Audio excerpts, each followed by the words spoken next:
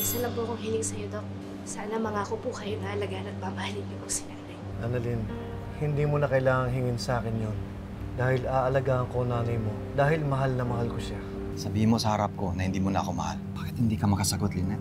Alam ko may nararamdaman ka pa rin para sa akin, Lynette. Hindi na kita mahal, RJ. Lynette, huwag ka na magsinungaling. Alam ko hindi madali ang hinihingi ko sa'yo. Pero sa araw na kasal mo, hintayin kita sa park malapit sa flower shop kung saan tayo na-stranded. Hintayin kita, Lynette. Hindi ba po dahil dun sa isa kong pasyente, hindi po ako matatamaan, hindi ko po ma-realize na magiging makasarili na po pala ako. Intindihin at tatanggapin ko na po yung sitwasyon. Basta po masaya ka. Mukhang ready and excited na kayo sa kasal, ah. Well, I don't think excited is the word. I would say, sakto lang. Eh ako naman hindi ko mahindian yung apo ko. Gusto niya nandun ako sa kasal ng nanay niya. Are you sure okay ka lang dito, Beng? Aalis ako, ate. May importante akong pupuntahan. Oh, Nay, okay ka lang po ba? Kinakabahan ka po, no? Nay, special po tong araw na to, kaya dapat mag-enjoy ka lang po. Gusto ko masaya ka, masaya yung puso mo. Kaya enjoy ka lang po, hindi ka pong kabahan. Sige na, mauna na po ako dun sa venue para ma-check ko rin po yung mga bisita. Enjoy ka na yan. I love you. Love you. Enjoy ka. Pero sa araw na kasal mo, hintayin kita sa park malapit sa flower shop kung saan tayo na-stranded.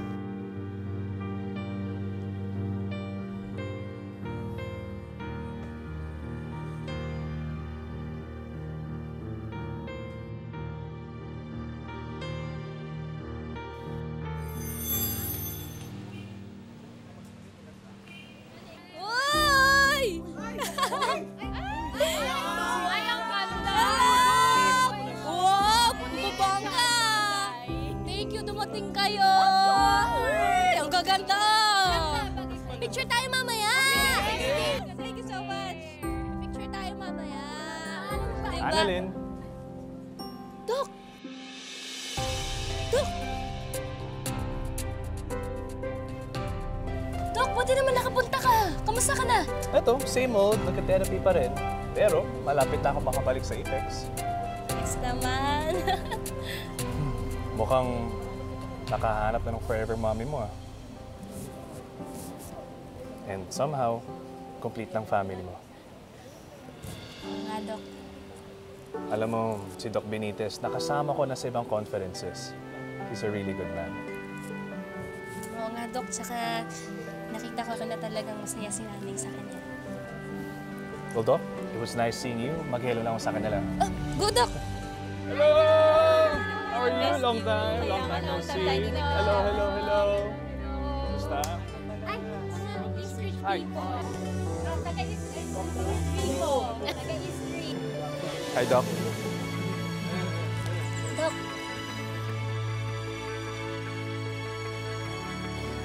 Kamusta ka na? Okay ka na ba? okay na ako, Dok. Thank you, Dok, ha.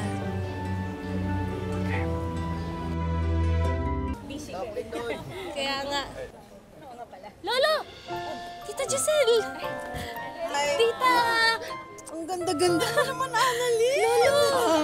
Napakaganda naman ng apo ko. Thank you po. Ganda. Lo, buti nakapunta ka po. Naku, matutuwa po si nanay pag nakita niya po kayo. Para sa aking apo, wala namang hindi gagawin ng lolo. Thank you, Lo. At para sa akin naman, kahit meron kaming hindi pagkakaintindihan ni Carlos, at the end of the day, kaibigan ko pa rin naman si Lynette. So, syempre, ang Tita Giselle, ever supportive sa mga decisions niya, kahit na hindi nakasali doon ang papa mo. Kaya love ko to si Tita Giselle, eh. Ganda po, ah. Ganda-ganda Mana po sa'yo. Annalyn! Ay, Doc! Doc Carlos, congrats po, ah. Maraming salamat. Ay, si Lolo Pepe nga po pala. Lolo, si Doc Carlos po. Ikaw palang maswerteng lalaki. Congratulations iyo. Salamat po. Giselle, salamat at nakarating kayo. Walang anuman, Carlos. Para kay Lynette. Nasaan na nga pala si Lynette? At wala pa siya. Ma'am Giselle, wag ko kayo mag-alala dahil tong araw na to, itinodo talaga ni Lynette ang kanyang pagpapaganda. Siyempre. Nakaka-excite! May mas gaganda pa ba? Kaya nga Ang po. ganda ng mag-ina.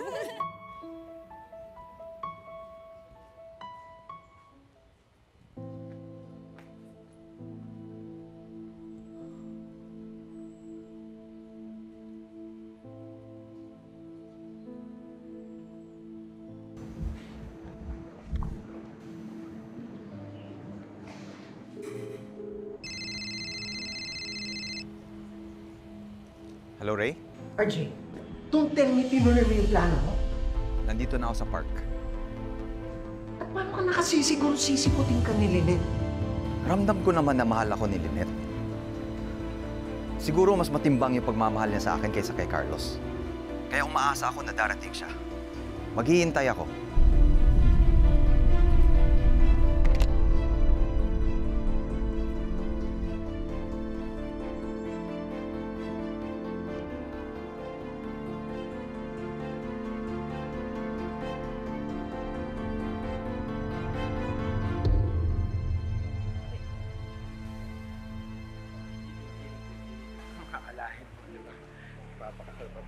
Oo.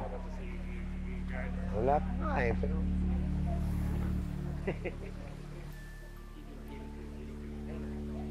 Love? Oh.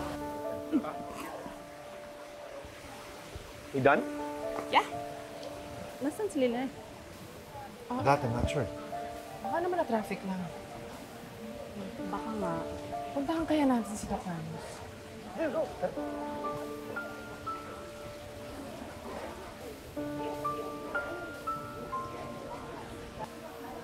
Doc Carlos, mukhang kinakabahan ka. Oo nga eh. Hindi ko alam bakit kinakabahan pa ako. Kahit na pangalawa ko na to. Parang mas kinakabahan ako ngayon. Relax lang. Teka, nasan ba si Lynette? Tumawag na ako eh. Sabi sa hotel, naalis na raw si Don. Yeah, most probably. Oo, mga traffic lang.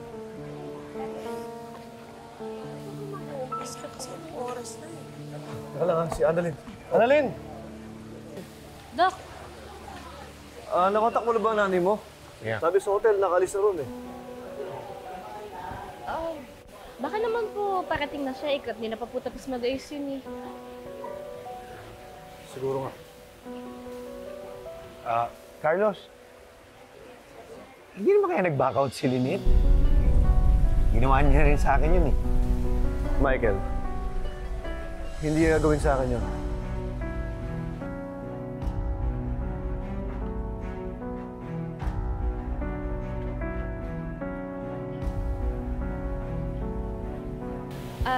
Sandali lang po at tatawagan ko lang po si nanay.